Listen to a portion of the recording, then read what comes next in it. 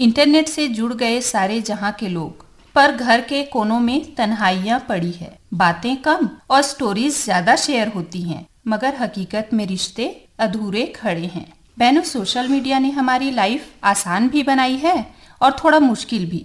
एक तरफ हम अपनों से जुड़े रहते हैं, नई चीजें सीखते हैं, बिजनेस बढ़ाते हैं, लेकिन दूसरी तरफ लाइक्स, कमेंट्स और फॉलोअर्स के चक्कर में कहीं न कहीं हम असली जिंदगी से दूर हो रहे हैं। सोशल मीडिया का हमारे जीवन पर, हमारे बच्चों पर क्या प्रभाव पड़ता है, इस विषय पर चर्चा के लिए हमारे स्टूडियो में हमारे साथ हैं श्रीमती रजनी पटेल, जो कि कई वर्षों से शिक्षा के क्षेत्र में कार्यरत हैं। सबसे पहले तो रजनी जी, आपका हमारे कार्यक्रम में स्वागत है। धन्यवाद रश्मि। आज आपने चर्चा के लिए बहुत अच्छा विषय चुना है, क्योंकि सोशल मीडिया कहीं न कहीं बच्चों, बड़ों, सबकी जिंदगी में बहुत ही अहम भूमिका निभाता है। रजनी, अभी आपने कहा कि सोशल मीडिया बच्चों और बड़ों सबकी जिंदगी में अहम भूमिका निभाता है, तो आप अपने आसपास कैसे पाती हैं कि बच्चे या फिर हम स्वयं भी किस प्रकार सोशल मीडिया से जुड़े हुए हैं? रश्मि, हम अपनी सुबह की शुरुआत मोबाइल पर मैसेज देखकर और गुड मॉर्निंग मैसेज डालकर करते हैं। वहीं रात को सोने से पहले मोबाइल पर मैसेज चेक कर गुड नाइट मैसेज डालते हैं। इस तरह मोबाइल हमारी दिनचर्या का अहम हिस्सा बन गया है। बिल्कुल रजनी, हर चीज में हमें मोबाइल चाहिए। हर चीज में, कहीं बात करना है, कुछ काम करना है, गाना सुनना है, वीडियो देखना है, कहीं पैसे का लेन देन करना होता है, हर चीज में।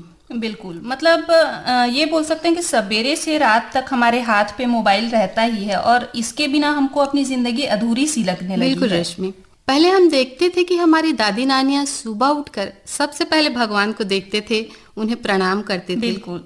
आज का जनरेशन सुबह जगते ही सबसे पहले मोबाइल देखता है। हाँ। इसलिए हम कह सकते हैं गूगल, ट्विटर, फेसबुक मोबाइल में ही व्यापार है। ऐसा लगता है अब तो मोबाइल में ही संसार है। बिल्कुल सही कहा रजनी तुमने। और जैसे हम देखते हैं कि बच्चे जो हैं खेलना बहुत पसंद करते हैं, उनको खेलना बहुत अच्छा लगता है।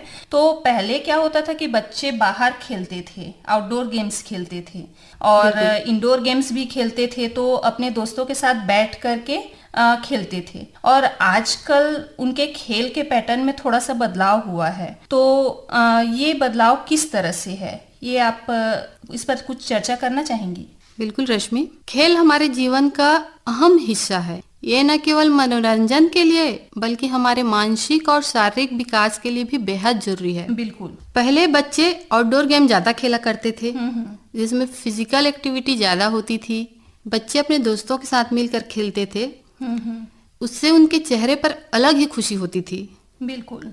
जिसके कारण उनमें सकारात्मक ऊर्जा का संचार भी होता था और बच्चे समाज से भी जुड़ते थे। लेकिन आजकल की भाग दौड़ भरी जिंदगी में किसी के पास समय नहीं होता है और आउटडोर गेम का जगह न इंडोर गेम ने ले लिया है। बच्चे घर में ही कैद होकर रह जाते हैं, समाज को नहीं जान पाते और बच्चे ज्यादा स्क्रीन के सामने बिताते हैं। मतलब ये हो गया है कि बच्चों को अगर एक मोबाइल दे दिया जाए और एक कमरे में छोड़ दिया जाए तो वो अपना दिन भर वहाँ पे खुशी खुशी व्यतीत कर लेंगे, है ना? बिल्कुल। पर वो परिवार में किसी से या किसी अपने दोस्तों से, समाज में किसी से बिल्कुल नहीं मिलना चाहते हैं, जिसका सीधा असर उनकी आंखों पर पड़ता है। साथ ही अन्य दुष्परिणाम भी दिखाई देते हैं। आज देखने में आता है कि छोटे से छोटे बच्चे की आंखों में चश्मा लगा होता है। बिल्कुल, वो आजकल स्क्रीन के टच में इतने ज्यादा रहने लगे हैं कि उनको आंखों की समस्याएं भी आने लगी हैं, है ना? बिल्कुल रश्मि। और रजनी, सामाजिक दृष्टिकोण से आप सोशल मीडिया के बच्चों पर पड़ने वाले प्रभाव को कैसे देखती हैं? हम जानते हैं कि हर सिक्के के दो पहलू होते हैं, पॉजिटिव और नेगेटिव। ये तो हम पर डिपेंड करता है कि हम इसका प्रयोग किस तरह से करते हैं। बिल्कुल। सोशल मीडिया एक शक्तिशाली टूल्स है, लेकिन इसका इस्तेमाल अगर स्मार्ट तरीके से किया जाए तो ये हमारे जीवन को सकारात्मक बना सकता है। बिल्कुल रजनी, बशर्ते हम सही तरीके से इसका इस्तेमाल करें। यहाँ हमें समझना होगा कि असली जिंदगी सोशल मीडिया से भी ज्यादा खूबसूरत है।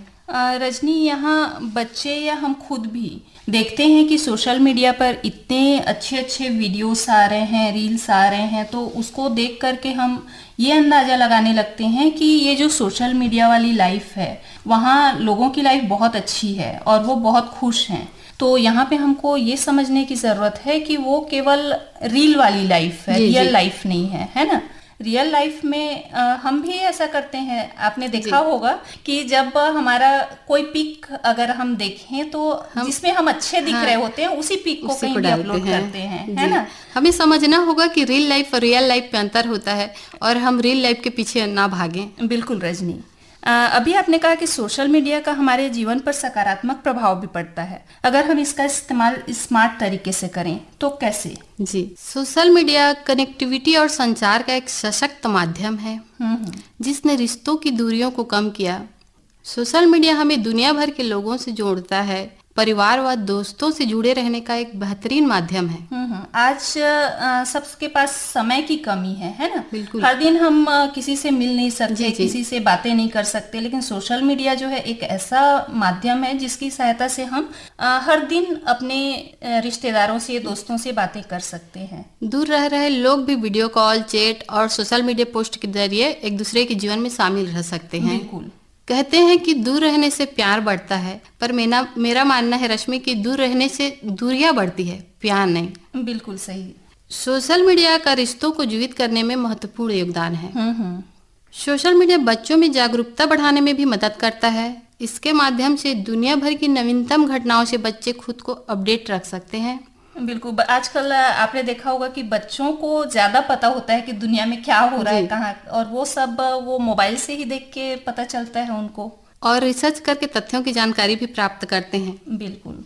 सोशल मीडिया मनोरंजन का एक अच्छा साधन होने के साथ साथ एक खुला मंच भी है जिसके माध्यम से पिछड़े इलाकों के बच्चे और युवा अपनी रुचि के अनुसार अपने टैलेंट को दिखा सकते हैं। इस पे इतने सारी कंटेंट्स उपलब्ध हैं जिससे कि अगर किसी को कुछ सीखना हो तो अपनी पसंद का जानकारी उस पे खोज करके सीख सकते हैं, है ना। सही। कई लोग सोशल मीडिया के जरिए अपना बिजनेस चला रहे हैं, जैसे ऑनलाइन स्टोर, डिजिटल मार्केटिंग और कंटेंट क्रिएशन। बिल्कुल रजनी, अगर आप में कुछ भी टैलेंट है और आप कुछ नया क्रिएटिव करना चाहती हैं तो वो करके पहले हमारे पास ये होता था कि हम अपने आसपास ही उसको सेल कर सकते थे, लेकिन अब ये डिजिटल मार्केटिंग के जरिए ये हो गया है कि उस पे इतने सारे साइट्स उपलब्ध हैं। अगर हम उस पे उसको अपलोड कर दें तो उसको खरीदने वाले देश विदेश से भी लोग हमको कस्टमर मिल जाते हैं। बिल्कुल रश्मि। तो इससे क्या है, मार्केटिंग हमारी बढ़ी है और इससे हमारी इनकम का सोर्स भी बढ़ा है, बोल सकते हैं, है ना। सोशल मीडिया के जरिए इन्फ्लुएंसर, ब्लॉगर और यूट्यूबर सोशल मीडिया का इस्तेमाल कर लाखों कमा रहे हैं। बिल्कुल। अगर मतलब ये कह सकते हैं कि किसी भी तरह का अगर टैलेंट है हम में तो उसको सोशल मीडिया एक पब्लिसिटी देता है। बिल्कुल बिल्कुल। साथ ही सोशल मीडिया प्लेटफॉर्म पर फ्री कोर्स और एजुकेशनल कंटेंट भी उपलब्ध है जिस पर कोई व्यक्ति नई स्किल सीख सकता है और अपने करियर को बेहतर बना सकता है। बिल्कुल रजनी। सोशल मीडिया से सामाजिक जुड़ाव भी बढ़ा है।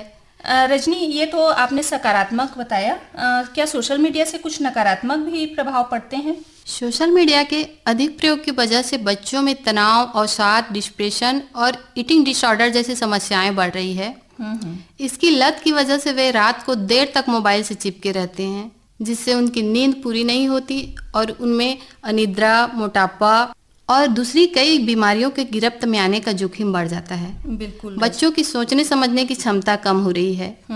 अधिक समय सोशल मीडिया पर बिताना बच्चों की पढ़ाई और एकाग्रता पर बाधक बनता है। बिल्कुल। साथ ही सोशल मीडिया बच्चों में हिंसा को भी बढ़ावा देता है। बच्चे तरह तरह के हिंसात्मक वीडियो भी मोबाइल पर देखते हैं जिसका सीधा प्रभाव उनकी बातचीत की शैली पर और उनके व्यवहार पर पड़ता है। बहुत अच्छी रजनी, आपने सकारात्मक और नकारात्मक दोनों प्रभाव बताए। क्योंकि आज सोशल मीडिया का जमाना है तो हम उसको पूरी तरह से तो बच्चों को प्रतिबंधित नहीं कर सकते हैं, लेकिन सोशल मीडिया का उपयोग हम कैसे करें कि बच्चे थोड़े कंट्रोल में भी रहें।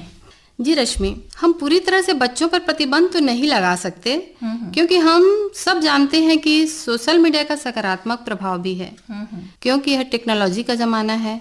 इससे बच्चे बहुत कुछ सीखते भी हैं, पर हम कोशिश करें तो कुछ हद तक बच्चों की स्क्रीन टाइम को कम कर सकते हैं। इसके लिए माता पिता स्वयं उनके रोल मॉडल बन सकते हैं। खुद पहले मोबाइल का प्रयोग कम करें। बिल्कुल। साथ ही बच्चों का पूरे दिन का शेड्यूल तैयार कर दें जिसमें पहले पढ़ाई को प्राथमिक क्रम में रखें और बाद में आउटडोर गेम, लास्ट में मोबाइल। बिल्कुल। अगर हम उन्हें पहले मोबाइल दे देंगे तो उनका ध्यान ना तो पढ़ने में लग पाएगा और न ही बाहर खेलने में। साथ ही अन्य गतिविधियों पर भी उन्हें इंगेज करें। बहुत अच्छी जानकारी रजनी जी। अंत में आप बच्चों के माता पिता को क्या संदेश देना चाहेंगी? रश्मि, मैं बच्चों के माता पिता को यह संदेश देना चाहूंगी कि माता पिता और शिक्षक बच्चों को सोशल मीडिया का संतुलित व सुरक्षित उपयोग सिखाएं ताकि वे डिजिटल दुनिया का लाभ उठा सकें, बिल्कुल, लेकिन उनकी नकारात्मकता से बच सकें।